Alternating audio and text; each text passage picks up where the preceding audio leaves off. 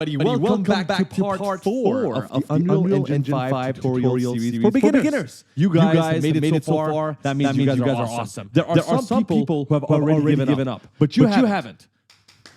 Good job. In this chapter, what we are going to do, you're going to take the modeling tools into an advanced level. You're going to take our ordinary shape right here into an actual spaceship with all these details. Absolutely. Are you ready? Yes. Let's go. So the reason why we need to do this is because right now we just have a boring shape, as Farhad said. We want to go ahead and create the sci-fi looking panels. And we're not going to go super detailed. We don't want to spend hours into modeling. You can do that, but that's not the point here. We're just trying to learn the basics. And right now, if you go ahead and place our light bulbs around our scene, it's just going to look really weird, which is why if you look at our reference here, this is the spaceship that we already built. Let's just actually go ahead quickly to the main reference that we had before we even started, which is this one. If you look closely, first of all, if you move inside your spaceship, right now we have nothing at the edge, but here you can see there's this light that goes around the hexagon shape. So that's something we have to create at the very end. But also these pillars, I don't know what we call them. Are they pillars? They're not pillars. Whatever What are we going to call them? They're definitely not pillars in columns, but that's what we're going to call them. If you have a better name, let us know in the comments. No, definitely not. We're just going to go with pillars. Okay. So these four sections right here with the lights on them, those are our pillars, right? Those are the mini ones. And then there's these larger pillars that we have to create. And that is the shape we're going to create in the advanced modeling tab. So we have to actually go ahead and alter the current mesh that we have. So this was the reference that we had, and this is the one that we actually created, which is very similar. We have these four, if we count them, right? The mini pillars, and then we have these four larger pillars that later on we're going to place our lights on. Farhad, are you ready? Let's go. Okay, cool. So the first thing we're going to do after our last chapter, me and Farhad realized that our spaceship is a little short. So we're going to enlarge it on this is going to be the x-axis, right? So we're going to hit R. And actually, you know what? We're going to be precise with this. No, this is not the z-axis. Oh, it is the z-axis. No, it shouldn't be the z-axis. Is it the z? Okay. It's because of the pivot point, but that's okay. As long as we're enlarging it on this axis that we're looking at right now, the horizontal one, that's good enough for us. So Farhad, what is the number we're going for? Let's go 14. 14? Okay. So I'm going to go ahead and unlock, because I'm only trying to scale it on one axis. I'm going to unlock the scale, and I'm going to go to 14. That's not bad. That's pretty good. That's exactly what we want. I'm going to go ahead and pull this.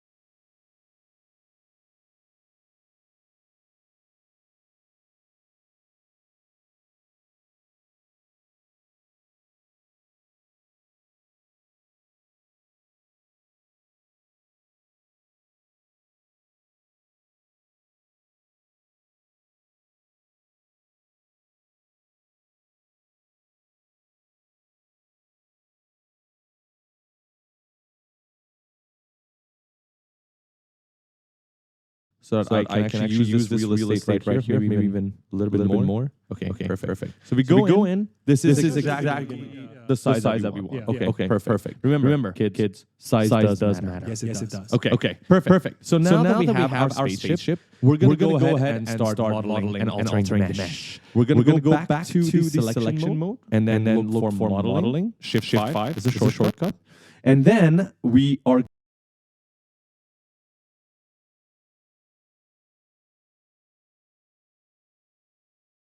going to go to model this time around right here. Select it, and we are going to look for polygroup edit. Click that, and this is, if you're coming from Blender, for instance, your edit mode, right? This is where you get to actually see the wireframe that makes up your mesh. Remember the subdivisions that we were talking about earlier? Yeah. We enabled the wireframe to see the faces, the vertices, and the edges. That's precisely what we're looking at right now. And so, if you go ahead and hover around our mesh right now, we are actually going to see that we can select the faces of our mesh. So these white areas, right, these are the faces. these guys, these lines, these edges, in between them are our edges. And then the points, these little points, the dots that connect them, those are our vertices. So 3 things that you need to remember. So if you look to the left side, there's a selection filter. Which ones are we allowed to select? Right now, if you see faces, edges, vertices. We only have faces selected, which is why we can only select faces. But if I were to disable this, we cannot select anything because we have nothing selected. We can go to edges, and you'll see that we can only select the edges. And then we can go to vertices, and we can only select the vertices. So just to show you guys what this does, let's go ahead and maybe select the edges. Yeah. Okay. And Farah, what can we actually do if we select an edge like this? We can pull it out. Let's try it. Exactly. So we can use the gizmo right here to rotate, to pull it. We're going to pull it using this red line right here. If you pull it out, look at what happens. Boom, boom. I've just extended. That actually looks like Actually, this is like how people land, right? I mean, it's going to go against our reference, so maybe not this time, but I would have liked to design it like this. Control Z. Okay. All right. Control Z is undo. Control Y inside Unreal Engine is redo, right? Just remember that it's not Control Shift Z, which is what we're usually used to. So we're going to Control Z that. You can even rotate this, by the way. You can rotate this. I think you have to rotate like a face. Let's try that. So I'm selecting a face now, and I'm rotating it. See what happens. So you can do many things, altering the mesh just using the selection filters. But we actually want to go ahead and use something else. So we want to have the faces selected. And what we need to actually go ahead and do is create the edges around our spaceship that we're going to use to pull out the different pillars. Remember, we have the 4 here, and the small ones, and the 4 large ones. In order to create these compartments, we're going to be using a tool called Insert Edge Loop. Basically, it's going to insert edges, looping all around your mesh. That's why the name is there. So insert edge loops, and on default, so we've already used this, which is why it's not on default. On default, it's set to proportion offset. Farah, what does that do? Means you can select where you want to insert that edge. That's right. But this is manual. We don't want manual. We want equal sizes. We want precise. So we want to go ahead and change this to even. And what even does, it gives you the number of loops that you want. And then right now it's on 2. It's going to automatically place it in the middle. So it's going to decide where the 2 compartments should be so that it divides it equally into 3 different parts. So if you have 2 number of loops, you have 3 parts. Damn right. Okay, so we're actually looking for how many loops? Let's do for 4. 4 loops? Okay, yeah. This is actually perfect. We already know this number because we've done this many times. No, because we are geniuses. I should have said that. Yeah. That's much better. We've done this 10 times. That's why we know it. But we want to be honest, all right? We're not gonna brag about our genius right here. Not now. Maybe later. So we got the 4 loops. That's going to cut our spaceship into 5 different parts. And we'll tell you exactly why we're doing this in a moment. So depending on the size of your spaceship, you can play with that number and see what number fits best. If you are following the same size as ours, 4 should be good. Exactly. So if you want to go ahead and confirm this, first of all, we have to find where that is. So you have to select it probably somewhere in the middle, and you'll see the lines up here, and then hit left mouse click. And then it's laid down, but it's not complete yet until you hit accept. So let's go ahead and do that first. Accept. And then go back to polygroup edit. So to go back to edit mode. And right now we can see that our spaceship has these extra compartments, right? And if you go ahead and try to select the faces, now we have these smaller faces rather than the entire line. We can now select each of them independent of each other, which means we can go ahead and use this first compartment for all of our smaller pillars that we're going to pull out, and then these larger compartments at the back to divide them again for the bigger pillars, right? I think that's pretty clear. Yeah. So in order to pull out these guys, we again need to go to insert edge loops and create the smaller pillars. So Farah, if you're trying to pull out 4 pillars, how many cuts do we need? 8. Okay. So again, this might be confusing if this is your first time doing 3D, but you'll understand exactly why. So we're going to create 8, right? It looks like a lot of lines, but this is precisely what we need to pull out 4, and you'll see why. So I'm going to lay down my 8 cuts right now by clicking left, and you'll see it's there, it's created, perfect, hit accept. Okay, go back to polygroup edit, and you'll see that I now have all these lines. So why did we do 8? Well, before I actually teach you guys how to do the extrusion and pull things out, I'm just going to quickly show you. Check this out. 1, 2, 3, and 4. Ta-da! You see? If we had 4, we are actually going to pull all of it out. There's going to be 5 compartments. It's not going to make any sense. You need 8 so that you actually have a space in between each of them. So when you pull 4 out, they actually look like 4 different small pillars. That's why you got to do 8. So now let's actually teach you guys how you can select and pull them out. First of all, you need to understand what we're trying to pull. Are we trying to pull the floor? No, right? This is where people are going to be walking. Exactly. No floor, no ceiling, only the sides. Only the sides. This is our design choice, by the way. You can make it different if you want. So how you can actually go ahead and select these? Remember, we want to go for faces only. We're not trying to pull points or edges. We want to select the entire face. So make sure you have the face selected. And then by using Shift, holding Shift, and then dragging and holding your left mouse click button, you'll be able to select these faces all together. So holding Shift and then selecting, dragging, selecting until here. And then I've got this part selected. So now I can go ahead and move back, select this part. What if I misselect the part? So let's do that. I misselected all of this. You instead go ahead and use Control instead of Shift. So Control, drag, and it's going to deselect. Perfect. So now I want these guys as well. So these smaller ones at the top. And this is just one. I need to do this for every alternating pillar, and then do the same thing for the other side. Just a reminder to everybody, they need to uncheck the heat back faces on the left side. Absolutely. Have you done it yet? We have done it.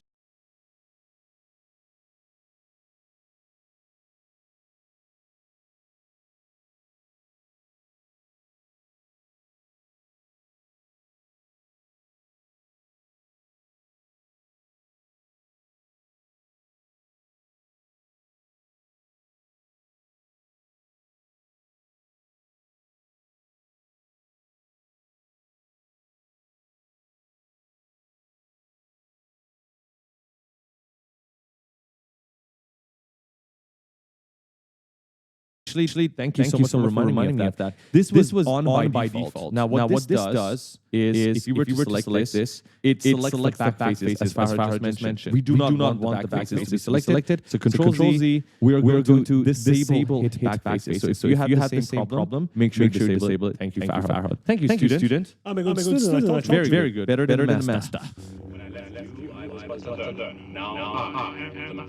Now I am the master. Are you going to kill me? I'm going to kill you one. You were supposed to be the chosen one.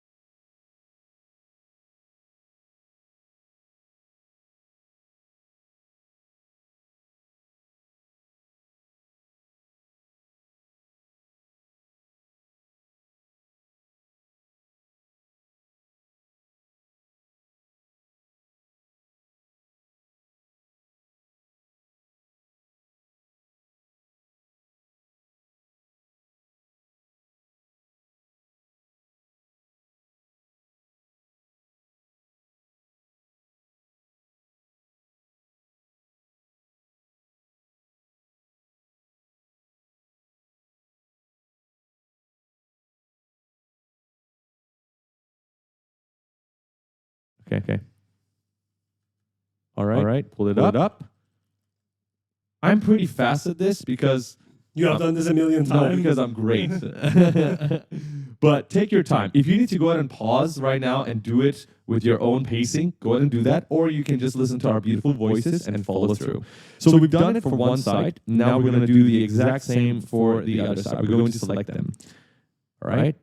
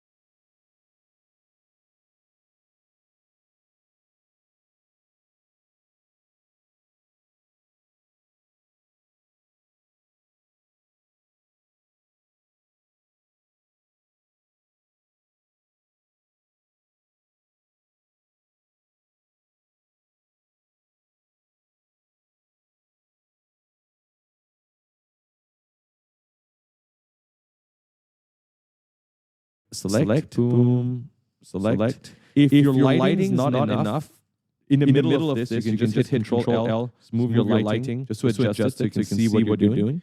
And then you can pull it up. You can go ahead and continue. While Faraz is selecting all of this, did you guys know that Polycam sponsored this course for all of you? Faraz, what is Polycam? Polycam is the sponsor of this video. They are a photo scanning application that is available on your devices right now, on your iOS and Android devices, even on the web. And it allows you to take objects in the real world and transform them into 3D objects in your scenes, like Unreal Engine 5. Exactly. So we have now 4 sections here and 4 sections here. This already, you can already imagine what this is going to look like, right? We're going to pull them in towards the middle. So how do we do that, Farhad? Let's go and extrude.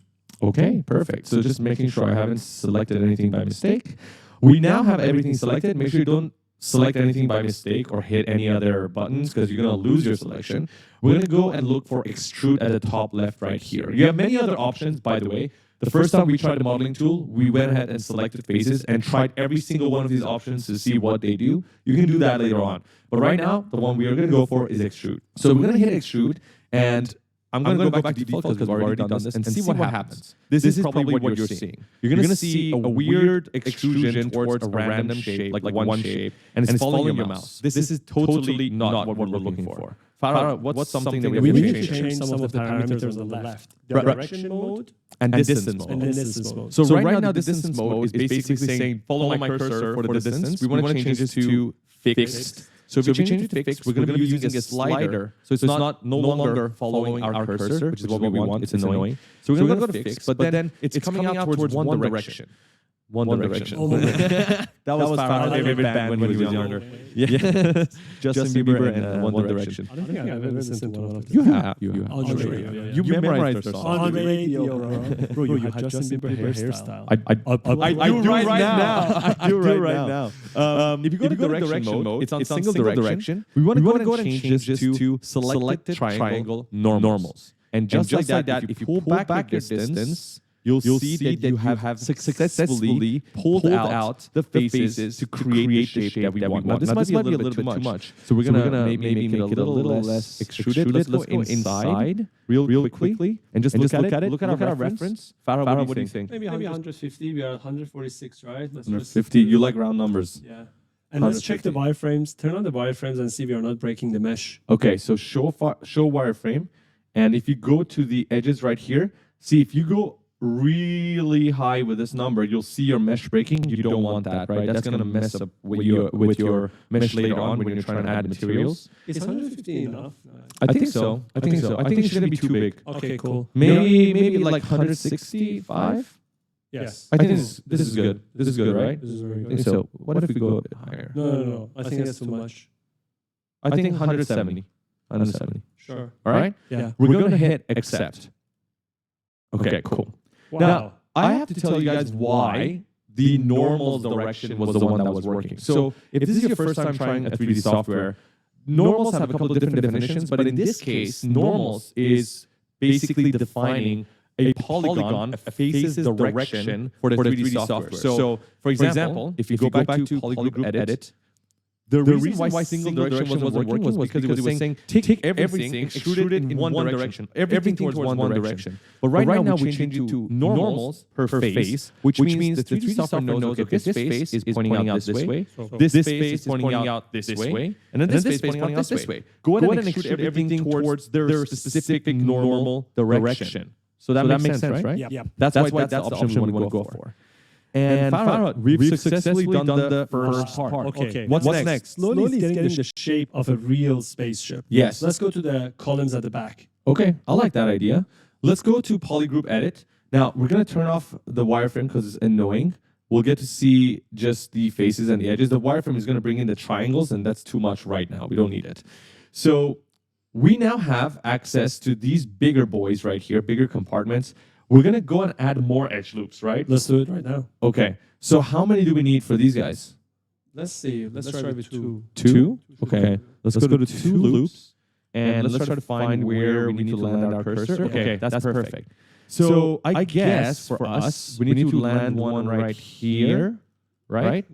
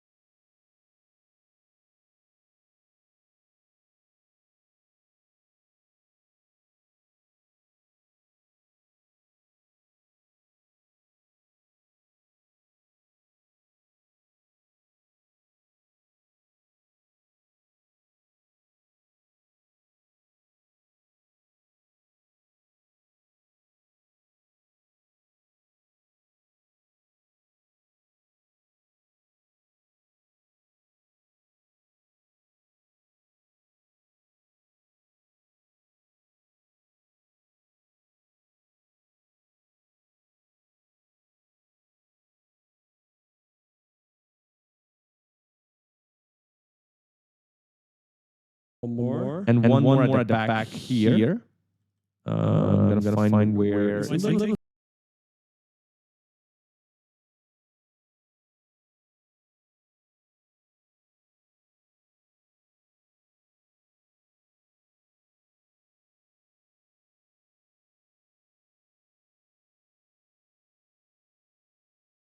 Take you some time to find the lines. Yeah. Just move around. Gosh. Yeah, you Okay, I see it. Oh, Yes, I yes, lost yes, it. I lost it. Oh my god. Okay, All right, got it. Cool. Landed it. Another one. The last one. You want it? We don't need it though. How many columns do we have now? We don't need it. We have. So I'm gonna leave this two. to. Yeah. Sure. So for us, we're gonna leave it empty. You go and build out the entire scene. That's up to you. But because our cameras are gonna be here anyways, we don't need the ones at the back. So right now, I can already tell you if you hit accept and then go back to polygroup edit, this is gonna be. Oh my god! See, this is the bug with the modeling tool right now. That's why Unreal Engine still needs to fix this. But this too, I'm going to leave empty. Farhad. Yeah. I'm going to start with one pillar right here. So this is going to be one of the big ones. This is going to be an Control Z. This is going to be another one. And then this is going to be the final. Oh my god. This is going to be the final one. So we got three pillars right here. I think that's more than enough. Yeah, three big one. Okay, cool. So I'm going to do it again from the beginning so that you guys follow through. So for the three pillars that we're going to do, we're going to leave out the small ones. So this is the small compartments. We're not going to touch that. One of the big ones is what we're not going to touch. Again, design choice. You can change it according to your own taste. We're going to start with this guy. Exact same procedure. We're going to start from the bottom. We're going to go all the way up. Start from the bottom. Start at the bottom.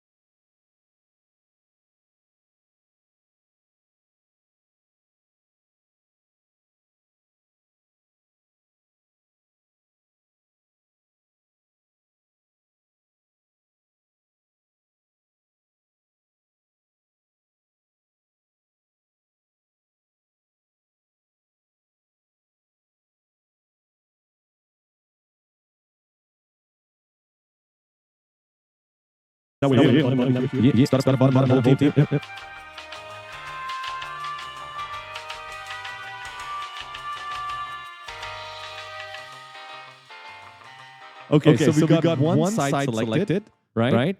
Perfect. Now we're going to do the same for the other side. We see? Okay. Boom, right here. Perfect. All right. Aras, did you know Bad Decision has a weekly podcast?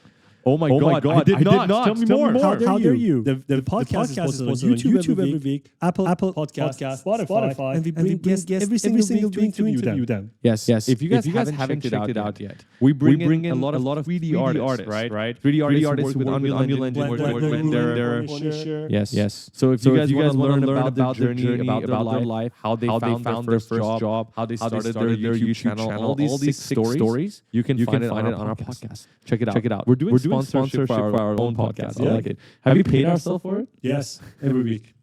Okay, cool. So we've gotten all of the selections done on the left side and on the right side. Farhad, what are we going to do now? Extrude them. Repeat the same steps again. Okay, so when we go to extrude now, we should have the same settings as before, which is great. Wow, it looks amazing. It's looking sick already, right? Just click accept. Don't do anything. Okay, no, actually, what do you think about having the bigger boys extruded a little bit more? I actually want them to pull out a little bit more. That's a design choice. That's a design choice. You don't have Absolutely. to do it. You could just click accept. But I want to make it bigger. Yeah, you can do it. Okay, so I want to bring it somewhere like here. Wait, hold on. Yes. It looks really cool. I don't want it to be the exact same.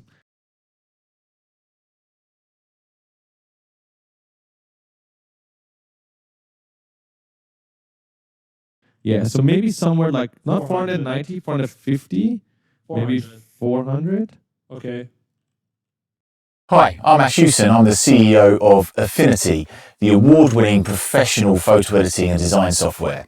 And right now you can get a 6-month free trial of our entire suite. I think it's fair to say at the moment there is some flux in the creative software market, and this has definitely meant that we're seeing many more people coming to Affinity to see whether or not they can make the switch to our tools. But the thing that we're really hearing, of course, is that this isn't just a financial decision. This is actually Let me just make sure that we're not breaking our mesh in any part. So you have to make sure you check your mesh, right? You can control Z later on, but this is actually much cooler. Yes, this is looking good. Yeah, this is looking really good. This is looking really good. Okay, so we've already done this.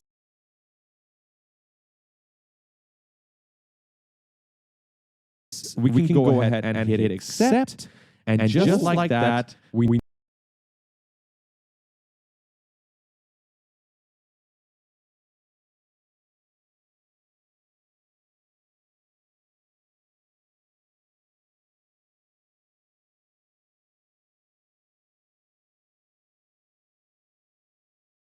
now have, oh my god, this is already looking really good. I like it. Congratulations. You're doing this, baby. You're doing this. Wait a second. We're teaching you guys all of these techniques, like modeling and texturing, but frankly, there are faster alternatives, like photogrammetry. That's when you use your phone to take a bunch of photos of a real-life object and then turn that object into 3D within minutes, and then bring it to Unreal Engine. So we use Polycam for our photogrammetry, and they actually sponsored this course so that you guys get 30% off their Pro plan. We have all of the details and the promo code in the description. Back to the course. Okay, Farhad, what are we going to do next? Inset on the bigger columns. Okay, so if you noticed on our bigger columns right here, where the lights are placed, we actually have a little window within the column itself. The window is pushed inside. And it's just to add a little bit of detail to our scene. In order to create insets, we need to go ahead and select not all of the pillars anymore. We don't want to create insets here, these little sides. We just need the bigger parts, right? So bigger faces, exactly. So we're gonna shift select them, shift select, shift select, shift select. We're gonna do the same thing with the other side. Boom, boom, boom, boom. Actually disable wireframe, I don't want to see it anymore right now. And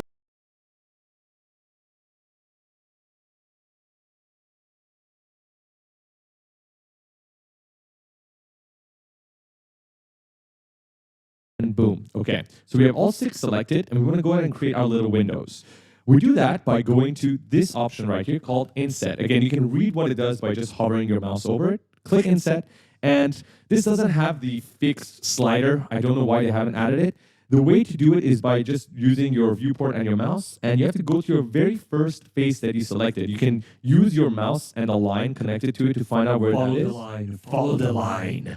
And you'll see that it's right here. So Farhad, do you see where the inset is right Yes. Great choice of colors. Epic Games. Come on, guys. Make this make this blue or something or green. And we're colorblind as well, so it makes it even harder. But I'm seeing the window right now. What do you think about this? I cannot see it.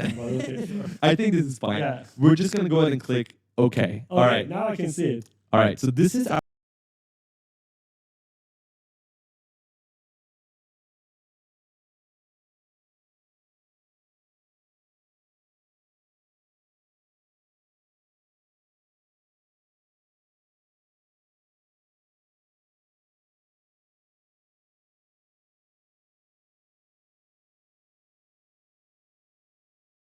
little inset. Now we need to go ahead and push this in. We can go ahead and use the exact same extrude function. You're overusing extrude.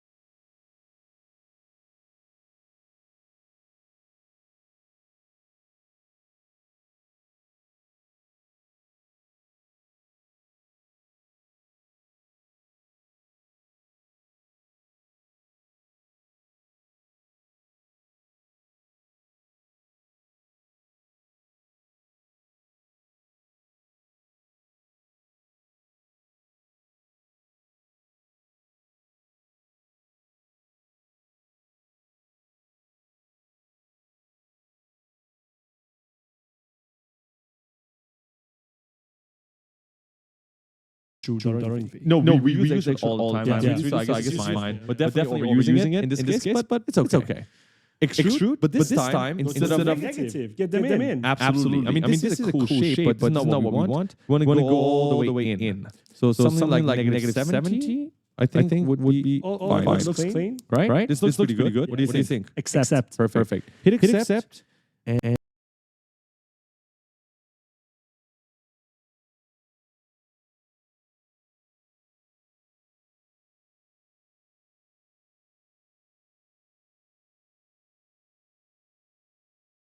And wow, we're getting there. We're getting there. Let's go. We're getting there. I like that. Everything is too edgy. Yes. Too So sharp. in the world of CG, usually what we end up with is these really harsh edges, actual 90-degree edges, which we don't really have in real life. At a microscopic level, they're just going to be a little bit rounded. So in order to make this less CG, we need to go ahead and bevel it precisely, like the iPhone. And the beveling is basically just going to add more detail in the edge and make sure it's not perfectly flat and make it less CG. So in order to do that, we're going to select our mesh. You're doing too much selecting, by the way. We have to. I think if they improve the selecting tool, this would be like 10 times faster. Faster, absolutely.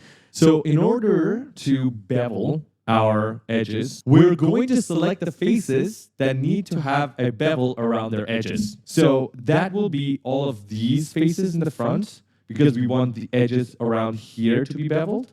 And we also need to select the faces here. So all of these guys, right? And this is going to take a while. So we're going to show you guys a sped forward version of this so you can just follow through.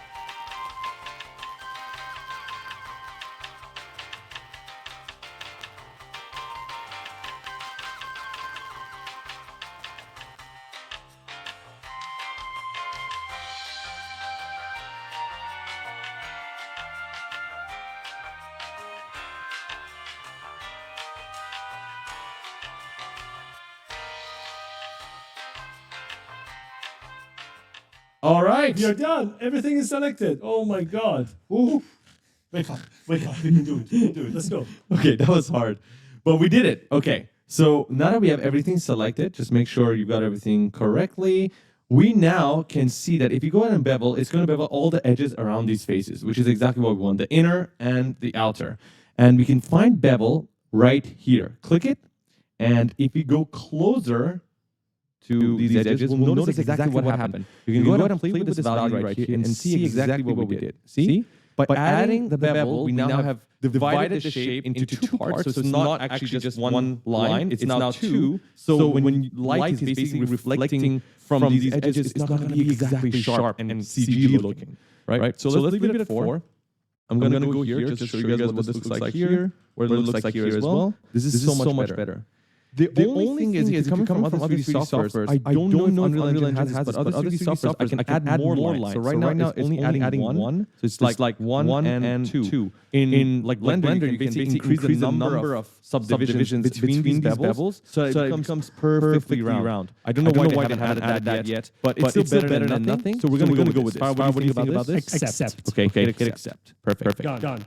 One last thing before we go out of our spatial model. Yes.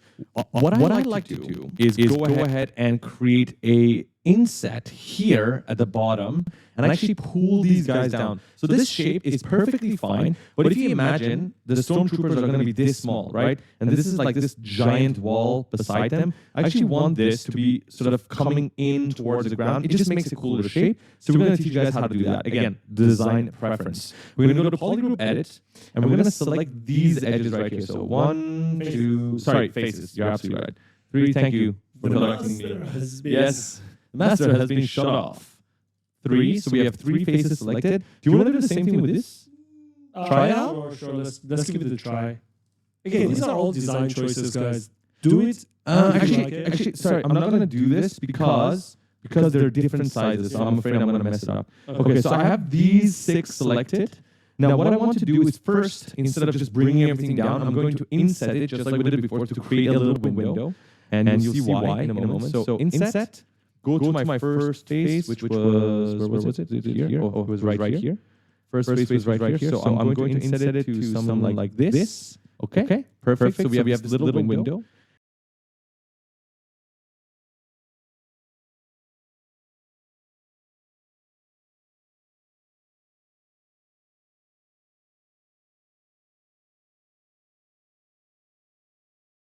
Now, what I'd like to do is go ahead and take this window. So I'm going to select one side. I cannot do all sides together.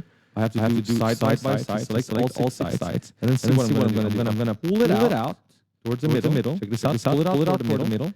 And then all the way out to this line, be precise. This line right here. I'm going to pull it back. This is like almost perfect. Doesn't need to be exactly precise. And then I'm going to pull it down. Ooh. Do you see that?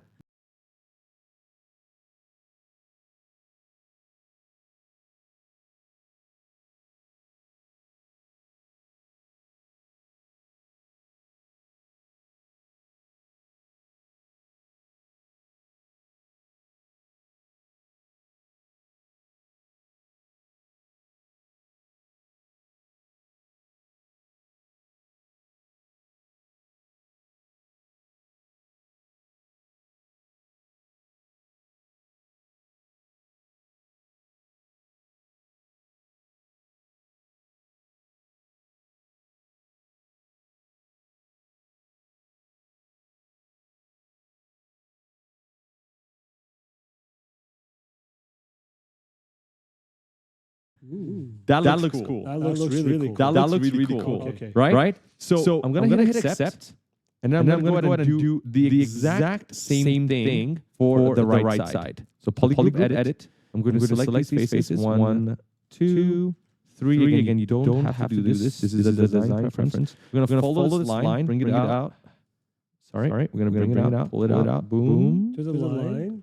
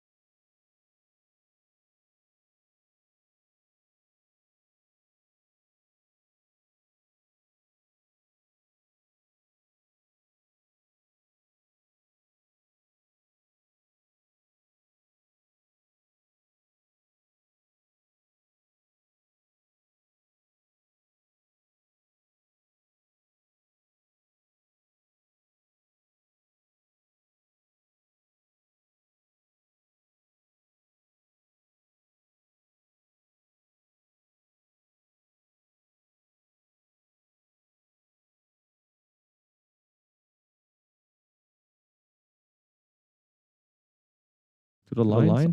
Almost there. Pull it back. And then we're going to pull it down. Boom.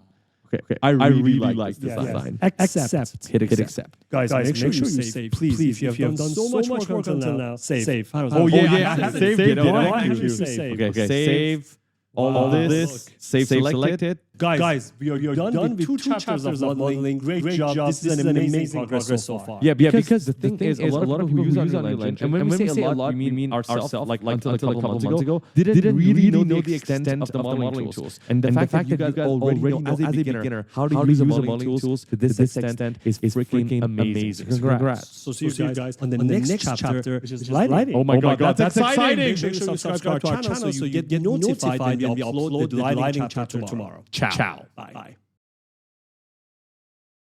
Guess what I just did? I downloaded the new grocery outlet app on my phone. Let me tell you, it's like having my own miniature neighborhood grocery outlet right by my side. By the end of the lighting chapter, you are going to achieve the exact same look in your spaceship. Just look at the lighting. What's up, everybody? Welcome to Bad Decisions Unreal Engine Beginner Tutorial Series. We are now at Chapter 5, Lighting. Congratulations to all of you who have finished our modeling sections. Absolutely, you're now a modeling pro. Yes. Right now, it's time for you to become a lighting pro. And lighting is so important. If you look at any movies or even 3D, if you've done 3D, then you already notice that lighting is probably one of the most important parts of 3D. Because without it, your models, as beautiful as they might be, will look like crap because the lighting is bad. So we're going to learn the basics of lighting here first. We usually do this in the very beginning of our projects, but since this is a beginner tutorial series, we didn't start with lighting because we had to teach you guys how to move things around the scene. So that's why. But usually we want to start out quite early. In order to start our lighting, we want to go ahead and create a new blank scene just to mess around with some lights that we have, and then we're going to come back here and block out our scene and then actually light up our hangar. Not from the sky, because Star Wars is not in the blue sky. It needs to be in space. So we're going to come back later and fix all of that. For now, we're going to go back to selection mode, and then we're going to create a new level. Make sure you have saved everything. All right, we've already saved. We're good, kids. We're going to go to File, New Level, and we're going to go ahead and open up a basic level. Okay? Basic level, create. And as you can see in our basic level, as we told you guys earlier, if you hit Control L, you'll be able to change your sun's position in the sky, and the lighting will react to it. Now, Farhad, what happens if I go ahead and just delete all of this? Darkness. Absolute darkness. Loneliness. So we want to go ahead and bring all of this back. So if by accident you delete something, you want to come back to the default sky with the clouds. Or you started at an empty level, which it will look like this. This is how you bring the lights back. Exactly. There's actually a toolbar that allows you to do it really quickly. So you can go ahead and manually bring them in the Place Actors panel, but we don't want to do that. We're going to go to Window, and we're going to go to Environment Light Mixer. And all you have to do is literally just click all of these buttons, just like how Farhad used to play Taken and Street Fighter when he was young. I beat him all the time, by the way. We should do a challenge. We will do a challenge. We will see. We will do a challenge. You want to bet? You want to bet? You want to play right now? FIFA? Let's go. Okay. All right. So we're going to start by just hitting everything. Skylight, atmospheric light, sky atmosphere, volumetric cloud, height fog. And just like that, we're going to close this. As you can see, we brought almost everything back into our scene, and we have the lighting here again. If you use Control L, it'll be back in there, and we can see that it works perfectly. So Environment Light Mixer is your friend. You can use it all the time to quickly bring in a sky and a sun to your scene. We're going to go ahead and select all of this. Control, select the floor and player start, drag it into our lighting so it's not confusing. Player start, we're going to delete, we don't need that. And now, we are going to go ahead and bring in a cube into our scene just so we can see how it's reacting to the different kinds of lights that we're going to bring into the scene. So here, we're going to go to Add, and here's another tip for you. If you don't want to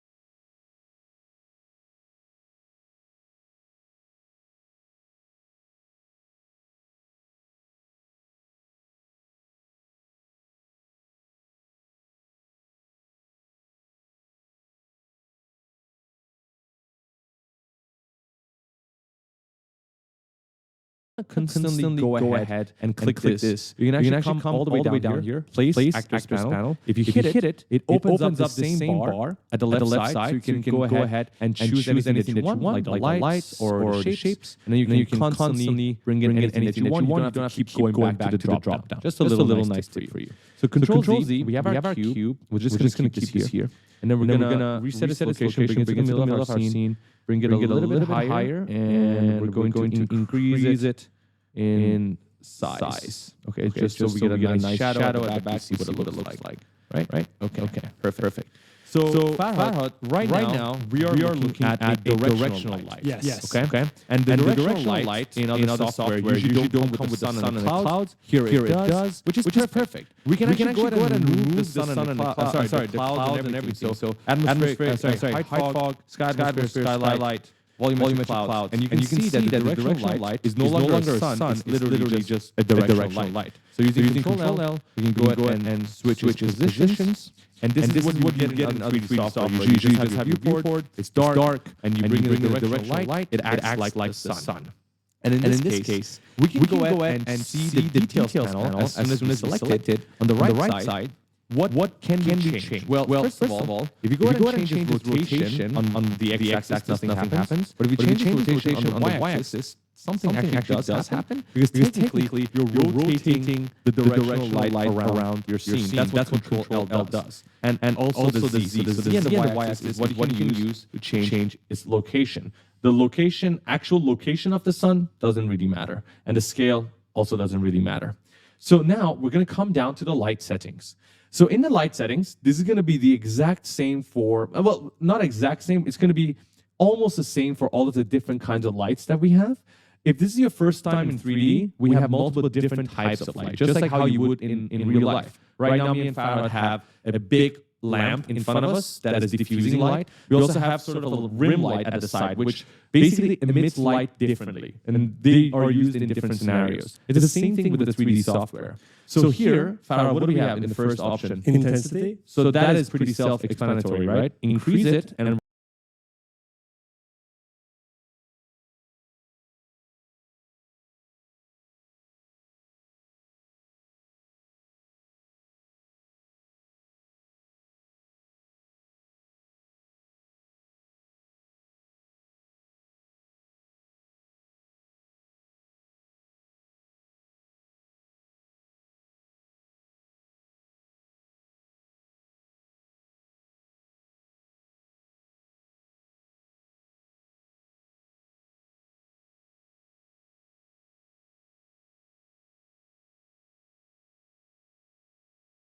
we're increasing the lux of our light. So it's now too freaking bright. So Control Z, we're going to decrease it. And you see that it's absolute darkness, right? We can then go ahead and change the light color to a warmer color. A warmer color. Okay, we can do that. Or maybe green. This is stylized. Or a colder color, like blue. Yeah, perfect. Now, me and Farhad can't even tell if this is blue or purple. I can't tell. So Control Z. Now, the next thing we're going to talk about is source angle. Think of source angle as how sharp your shadows or how smooth they are. So if you go ahead and increase the source angle, look at what happens to our shadows. So if you decrease it, it's absolutely sharp, which is not sometimes very realistic. I always like to increase that number a little bit and see what happens. Now our shadows are a little bit smoother, so it's a little bit more natural, right? And the bigger the source of light, the smoother and the wider the shadows will be. And the smaller the source of light, this is exactly the same in real life, it will be very, very sharp shadows, right? Very sharp edges on the shadows. We can now go ahead beyond our sliders as well. This is the same case for anything that comes with a slider in Unreal Engine. You can actually just go ahead and increase this number to, let's say, 20 or 50. And you'll see that the shadows are actually even smoother. You know, when I started UE, I thought that when you max out the slider, this is the max that you can go. Dude, that's exactly what I thought as well. And I was like no, why did they just close it off? Why did they limit it? They never did. It's just they want you to have a limit in the beginning, but you can actually go ahead and increase or decrease it. Right? And then you have the soft source angle, which I never really use. I actually don't know what this does. Can we read this? Angles subtended by soft light source and degrees. Like it makes a tiny difference, but I really can't see it most of the time. So we don't really play around with that. Then you have use temperature. This is if you want to go according to the warm and colder temperatures. So this is not a stylized color. This is like real life. So you have the colder temperatures and then warmer temperatures. I'm going to disable that. Then these two check marks are basically just saying, do you want light to affect the world? No, that's absolutely dark. Or cast shadows? No, that means no shadows will be casted by this light. Of course, this is not very realistic. Then you have two more settings here that we're going to talk about. Indirect lighting intensity, which means the light that is hitting this cube and now bouncing off to the floor and then bouncing back to the cube, bouncing off to the floor, just like in real life. It has these indirect impacts on the cube, which is basically lighting up the back area right here. If you go ahead and increase this slider, what do you think will happen, Farhad? It will be brighter? It will be brighter. Yeah. Absolutely. So you want to go ahead and increase the impact of indirect lighting, you can do that. Or you can set it back to its normal value, or even go to zero. Which is absolutely not realistic. But hey, that's a cool stylized look, right? Yeah. Like an anime look. Yeah. So you can play with that. Then the last one. What is this, Farhad? Volumetric scattering intensity. I don't know. Okay, I'll tell you. So basically, if you played with 3D software before, you would know that one of the main things we'll do to make things more cinematic is add fog. If you've been to clubs, have you been to clubs before? No, never. Never, right? I don't like going to clubs. I promise you, if you check out Farhad's Instagram, you will not find anything. Okay? So if you actually go to nightclubs, right, when they have those fog and smoke machines, they exist there so that when they're shining those lasers, you can see the lasers go through the light rays and the light rays. So in 3D, if you want to create a really nice cinematic mood, we like to play with fog. And the cheapest way to do that here in the engine, unless you want to actually have a smoke simulation, is to use something called the exponential height fog. So let's go ahead and enable that again. It comes with the environment light mixer, right, by default. So if we enable that, at first there's nothing, but if you go ahead and check out the setting called fog density, it says basically how dense do you want your fog to be. This value is right now really low. We'll increase that in a moment, but there's one other option that we need to check and we need to care about, which is volumetric fog. So this basically, if I were to explain it, it allows you to have those light rays, right? It enables you to have those light rays. And like the sun, imagine if you were creating a forest scene and you wanted to have light rays go through the leaves, that beautiful cinematic look, you need to have volumetric fog. So enable this guy. And automatically, Farhad, do you see it? I can see the fog around the cube. Yeah. And now we're going to go ahead and increase the fog density. Look at what happens. Yeah, too foggy. But I think let's keep it for now, just so we can see the light rays, so it's easy to talk about light. So right now, this is our directional light, and already I kind of like how cinematic this looks. I don't know, it's just my preference. So Control L, let's move the light. Do you see it? Yep. Okay, you can even see the light now coming. And you can even see the rays, right, in a way. But because the directional light kind of looks a little weird, let's go ahead and talk about our next source of light. So let's delete the directional light.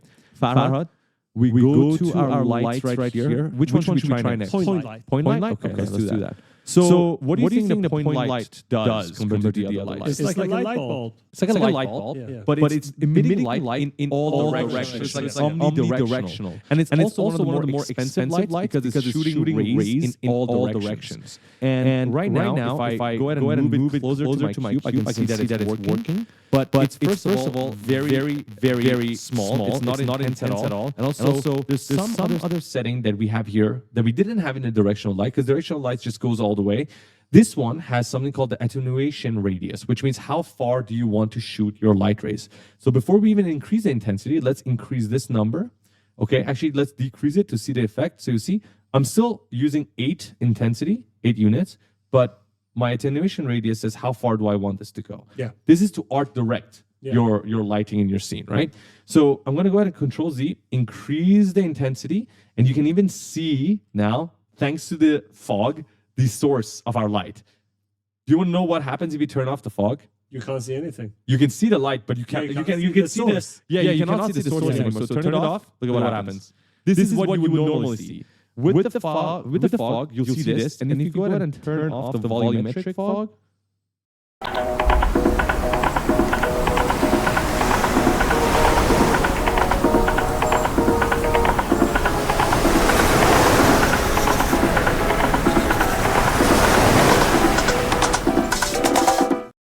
I know that we need you up to speed, but can we get this thing to slow down once it gets there? you're not going to You won't see that anymore. So that's why the volumetric fog is really important in order to see it. And it's perfect for our use case right now. So what else can we do with this point light? Increase the intensity. Okay, so we can go beyond 160 as well, right? So let's go 500. It's like super bright right now. And the attenuation radius is too low. So let's go ahead and increase that and see what that does for our scene.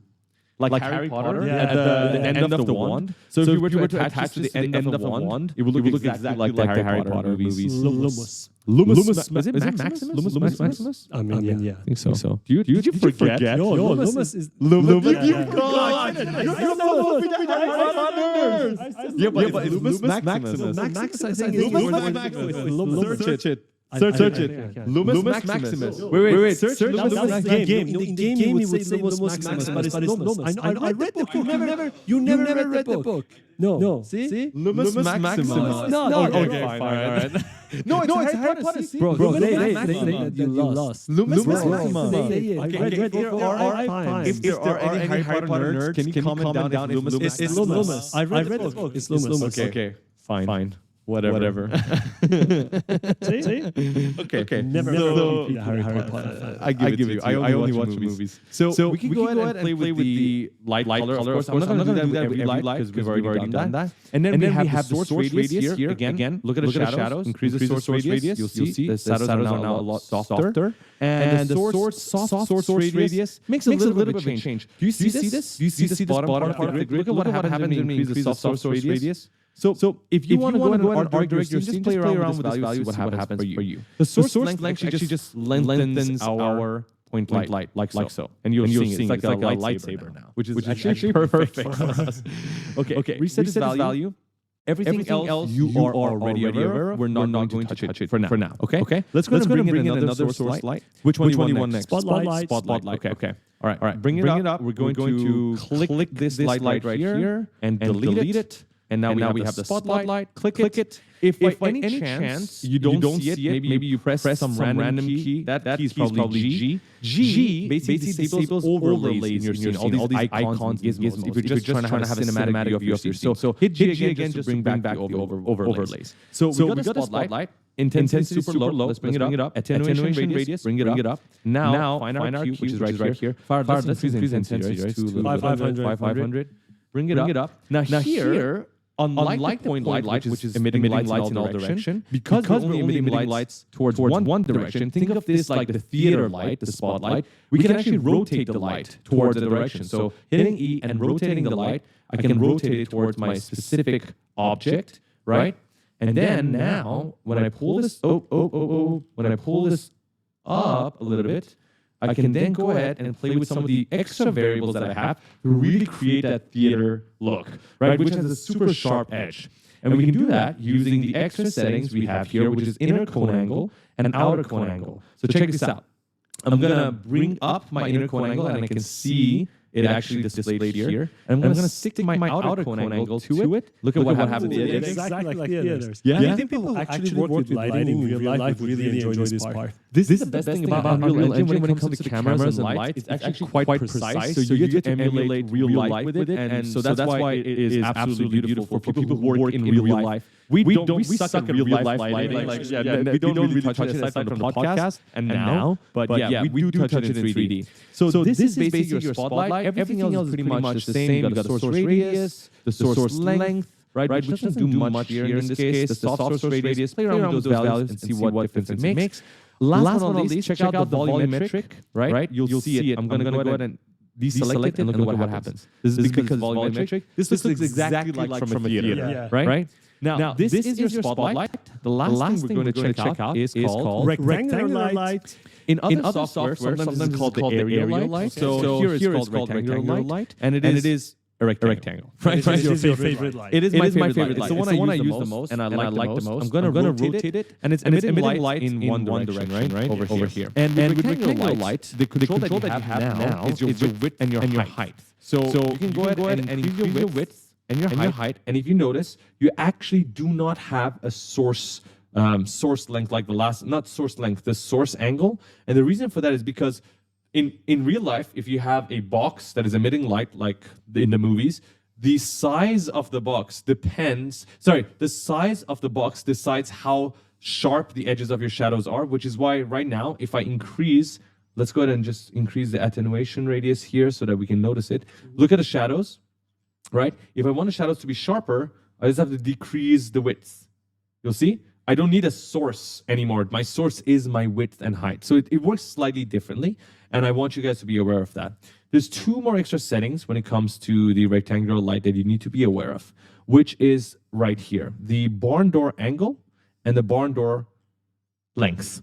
And if you decrease one, look at what happens. I'm closing the flap, right? And then if I increase one, look at what happens. Oh, you make it more directional. Yes, precisely. So you can create a light that looks exactly like this. Wait, listen.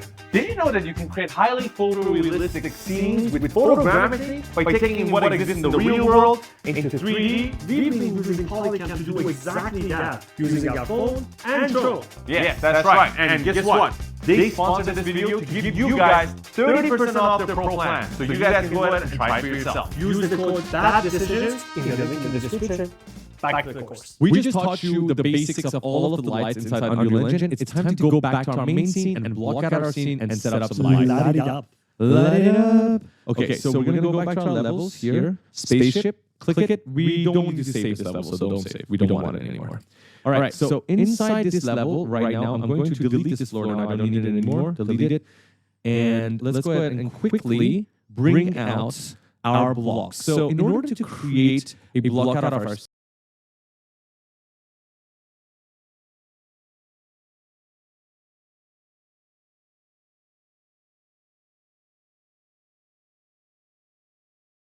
scene, we already know, based on our reference, which I can pull up right here, we have a Lambda spaceship at the back. We have these armies located on the sides, and then we have these TIE fighters located here, and then more stormtroopers at the back. So in order to clearly understand where these are going to be placed, we're going to be using cubes to place and represent them. And we have the place actors panel, so let's go ahead and bring out a cube, put it right there. This is going to be almost in the middle of our scene, which is good enough. And then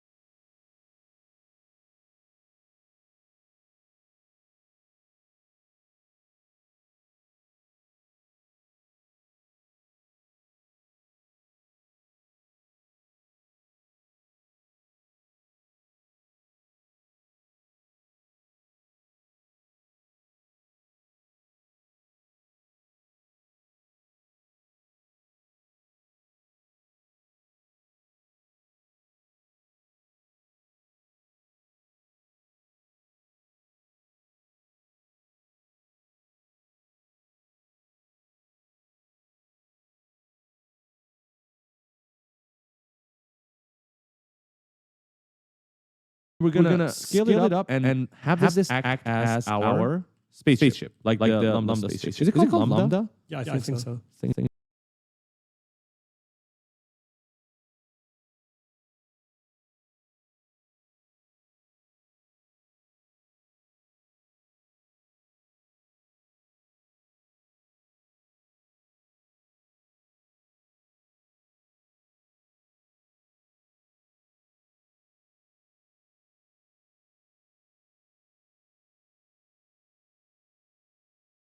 It's called okay. So that's good for that. And then we're gonna pull this out.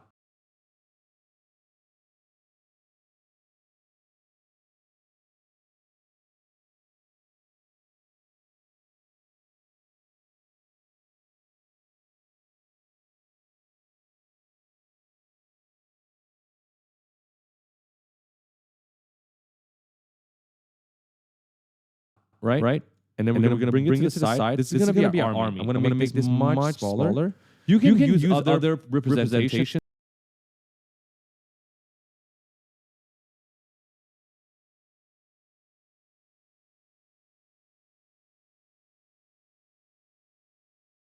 It's completely up to you. This is just how we like to do it. Okay, so this is one of the armies here.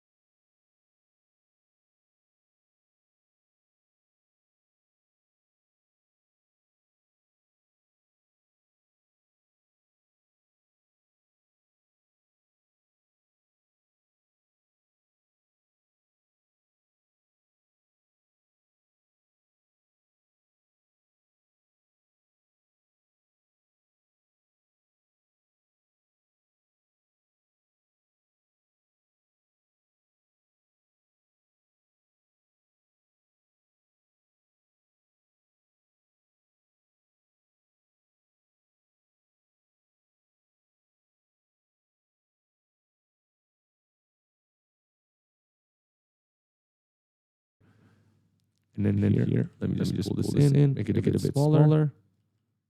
Pull it in here, pull it to the side. And then I like to duplicate this by holding Alt and then dragging, because I want the same army on the left side. And then I'm going to select both and then duplicate it again.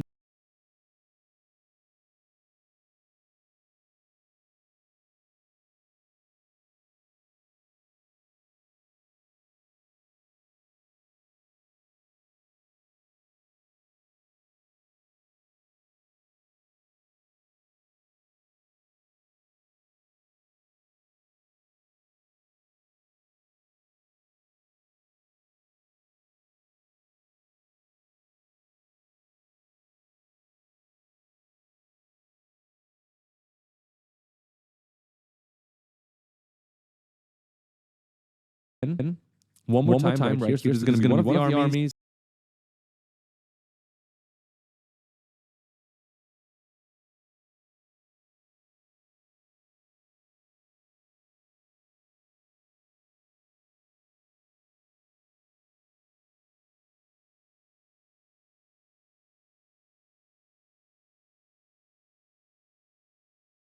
And then duplicate it again. They're going to be here. Another one of the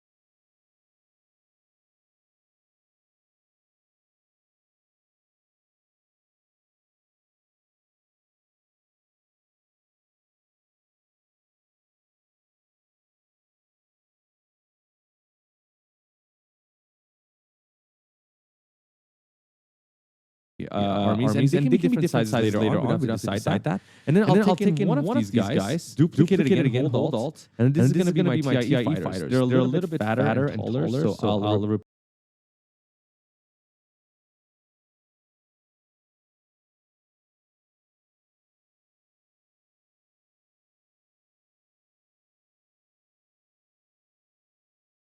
present them like this, and there's going to be four of them.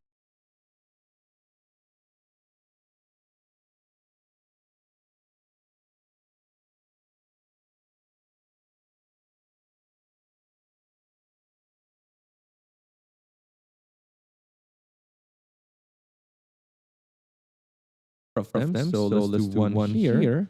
Faraz, did you know that?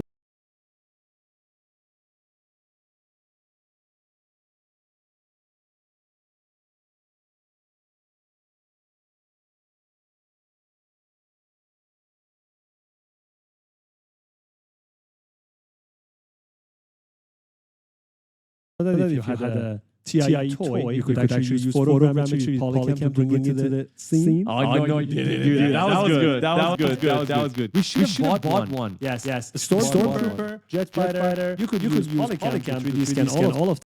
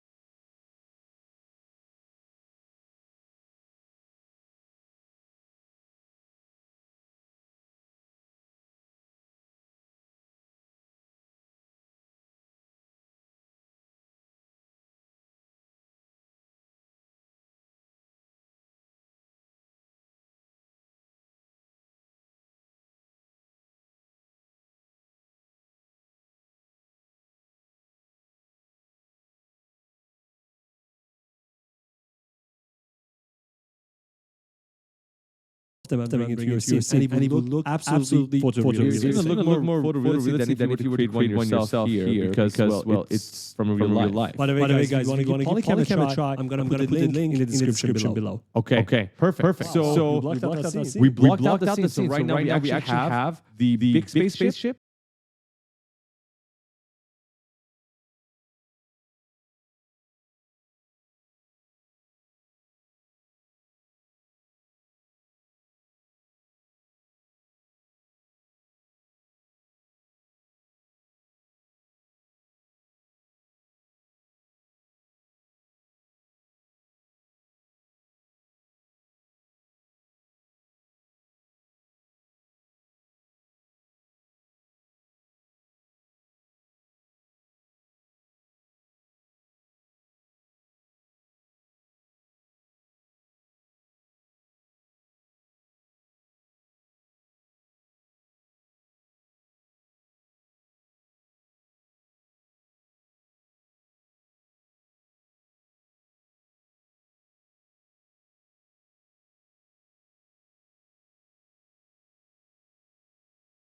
We have the armies right here, and then we have the little TIE fighters that are going to be here. Just a little mock-up of what we think the scene is going to look like. It's going to help us down the road to find out exactly where they're going to be placed, right? And also help us light the scene right now. So to quickly light the scene, I'm just going to bring in rectangular lights for myself. That's what I like to bring. I'm going to bring in one, okay, and I'm going to place it here.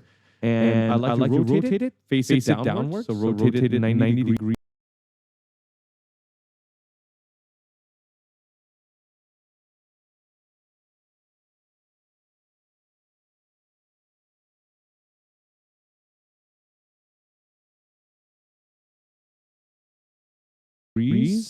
And that's 95, so 90 degrees, and then bring it higher. Okay.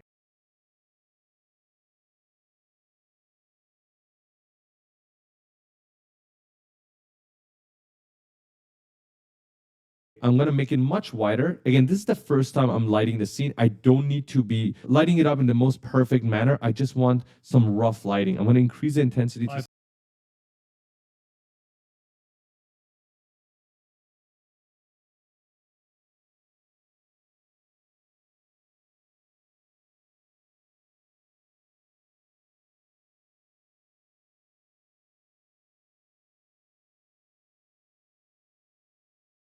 something like 500, which is not a lot.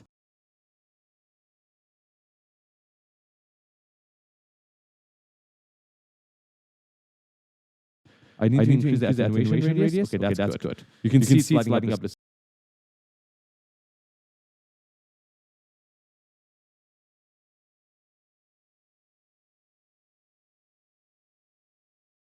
scene. I'm going to go ahead and disable my default lighting. I don't need it anymore. And just like that, you see that our scene is being lit by this one light. Now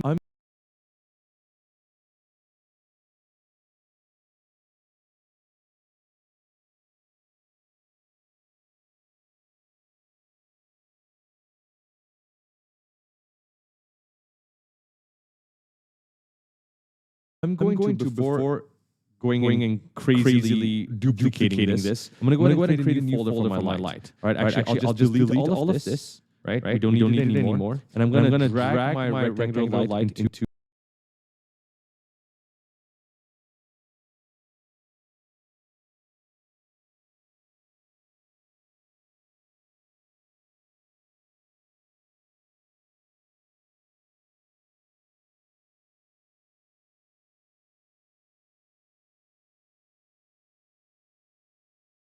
the lighting folder. And now I'm just going to go ahead and Alt, duplicate, Alt, duplicate.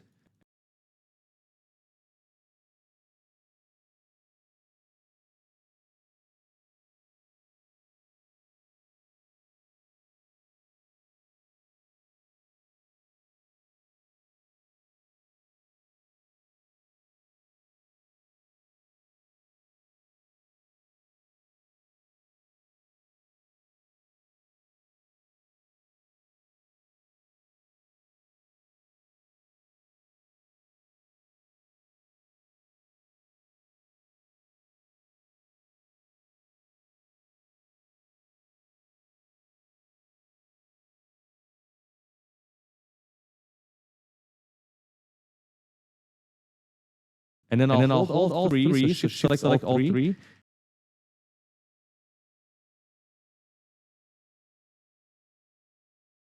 And I'll actually duplicate them again, bring them all the way to the top. That way we have a super bright, which is not even good. It's too bright right now. Do we need that? We actually don't need that anymore. You can take this higher and put them in the middle. I like that idea. Okay, so select all three and bring them higher.